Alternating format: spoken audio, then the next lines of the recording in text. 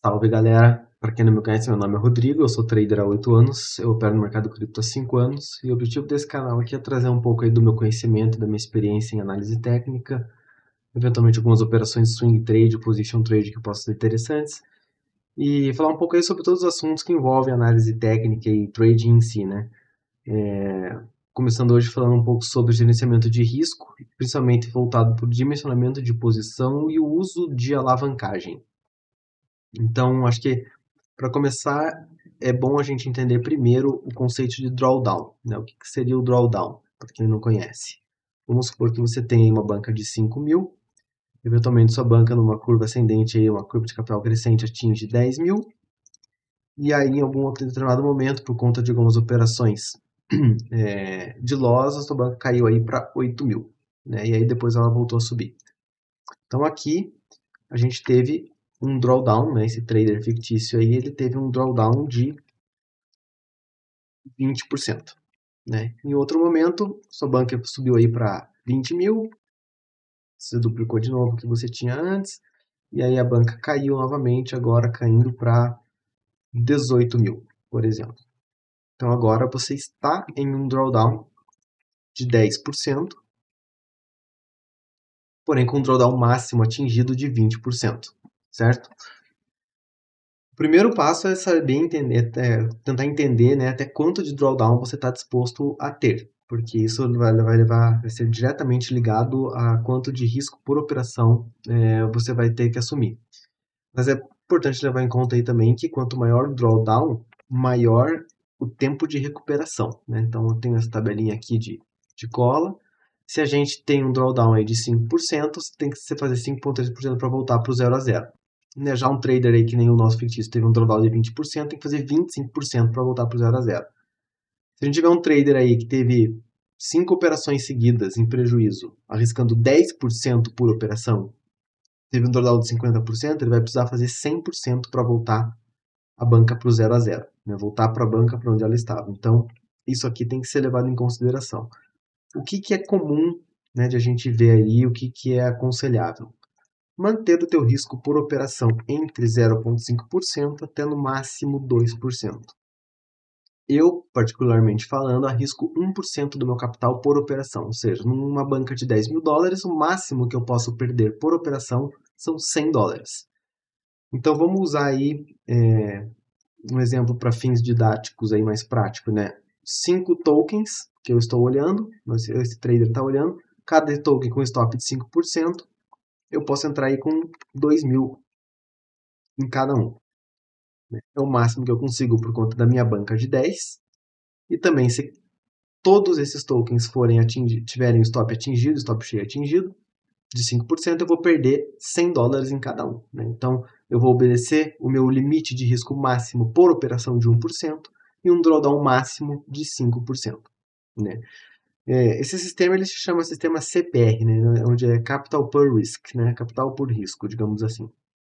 Onde P é o tamanho da sua posição, capital é o tamanho da sua banca e o R é a distância entre a entrada e o stop.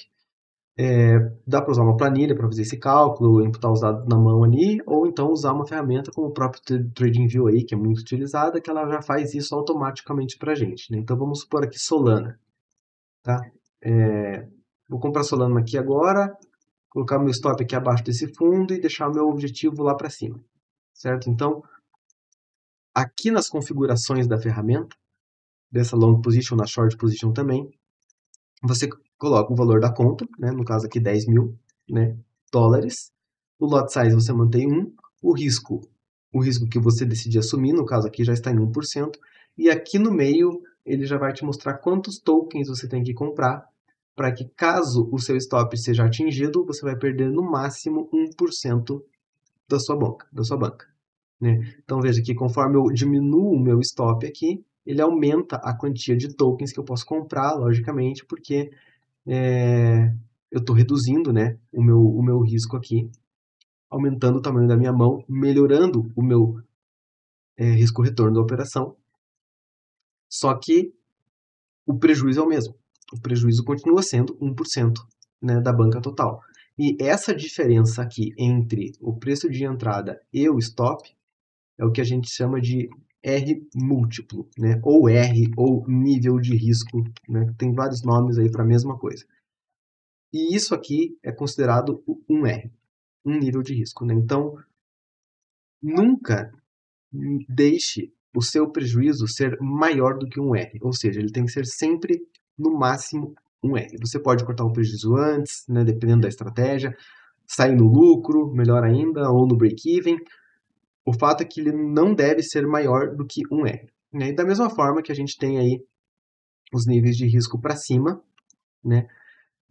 Um R cada um, só que isso a ferramenta já te entrega. Então, por exemplo, essa é uma operação de 2.3 R, né? 2.3 níveis de risco. Se o meu alvo for atingido, eu posso, ao invés de mostrar a porcentagem que eu fiz de ganho na minha conta, ou mostrar até valores nominais ali, né? Às vezes a pessoa não quer mostrar quanto em dólares ou reais ou Bitcoin, enfim, que fez.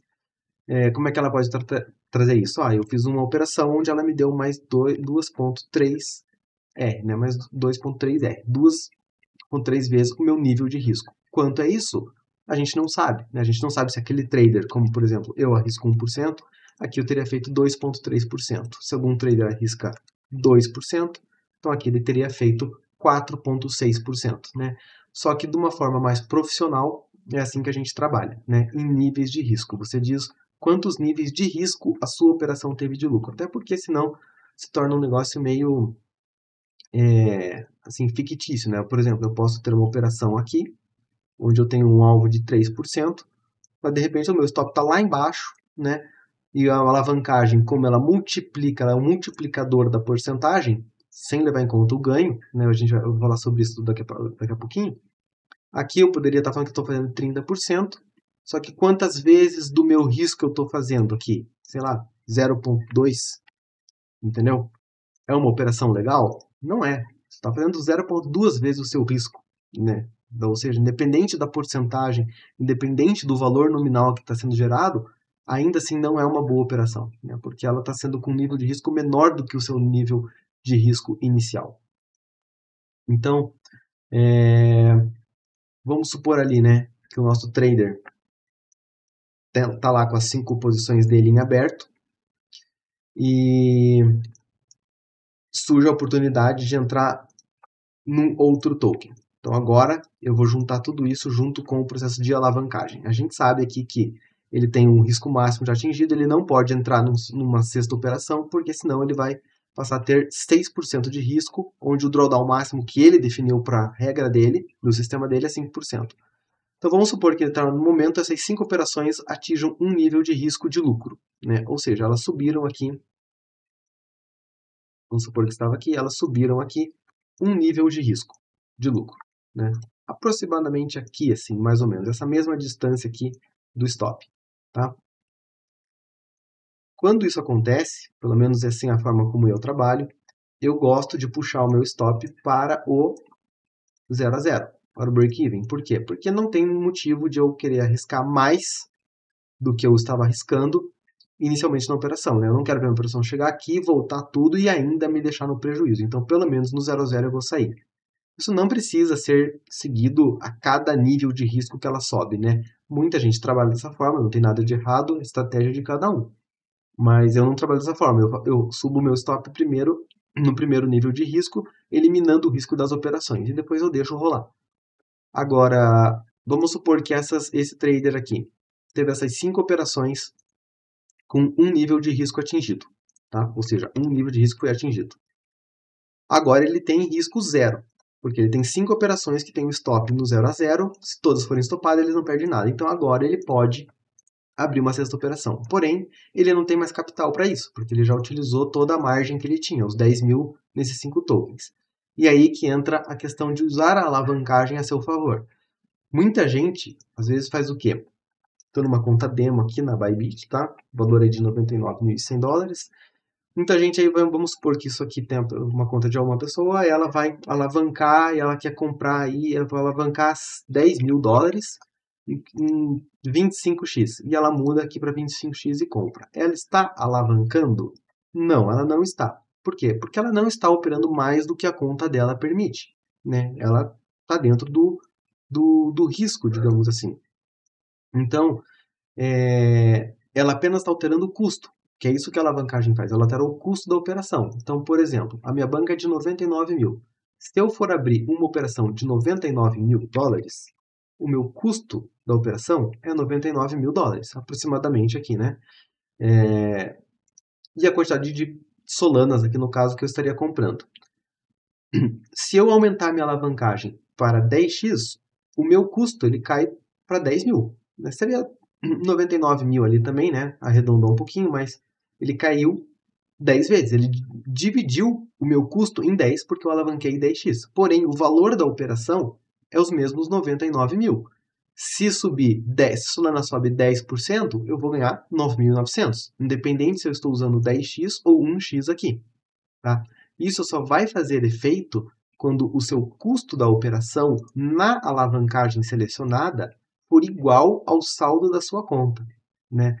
Então aqui, por exemplo, se eu for alavancar esses 99 mil em 10x, aí sim eu operaria 990 mil, porque o meu custo da operação estaria sendo o meu custo total. No que isso implica? Tomar mais dinheiro emprestado da corretora, a corretora está correndo mais risco de te emprestar esse capital, ao custo de taxas que você vai pagar de tempos em tempos, e isso faz com que esse risco aumentado, né, faz com que você tenha o seu preço de liquidação mais próximo do preço atual. Então, se você mesmo, aqui não interessa se você vai estar utilizando 1x ou 50x, se o valor da operação for menor do que o saldo da sua banca, o seu preço de liquidação não vai ser relevante, porque você não está utilizando mais margem do que você já tem. Você apenas mudou o custo que você pagou daquela operação. Então, voltando aqui no exemplo, é isso que o nosso trader faria. Né? Ele já tem as 5 operações abertas com risco zero, capital de 10 mil.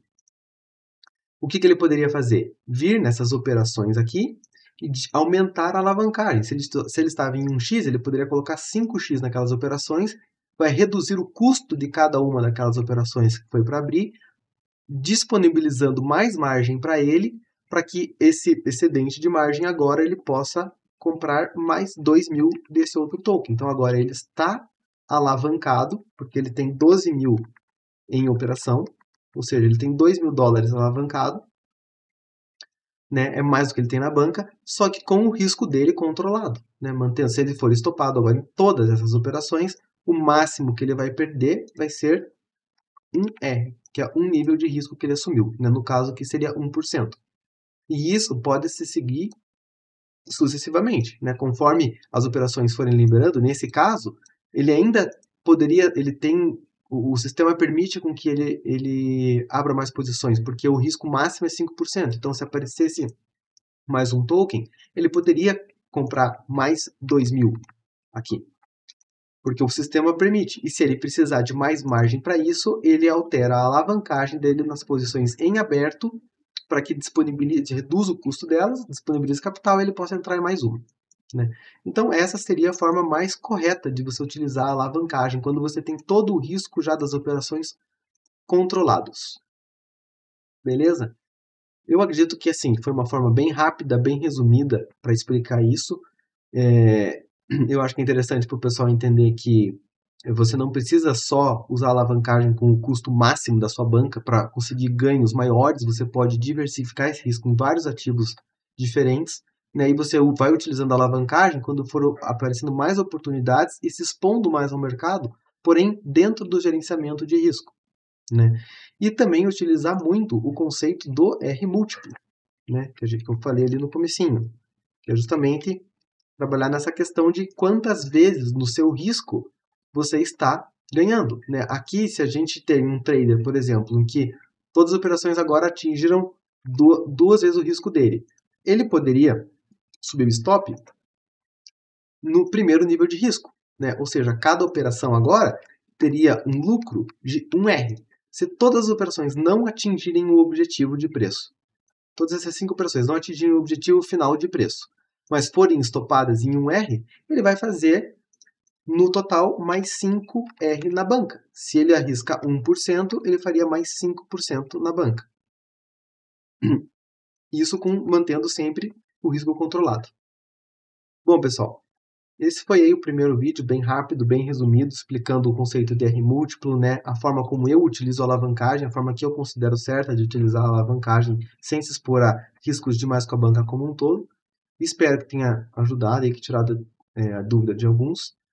E qualquer coisa, deixa aí uma dúvida aí nos comentários e a gente vai conversando sobre isso. Beleza? Valeu, um abraço.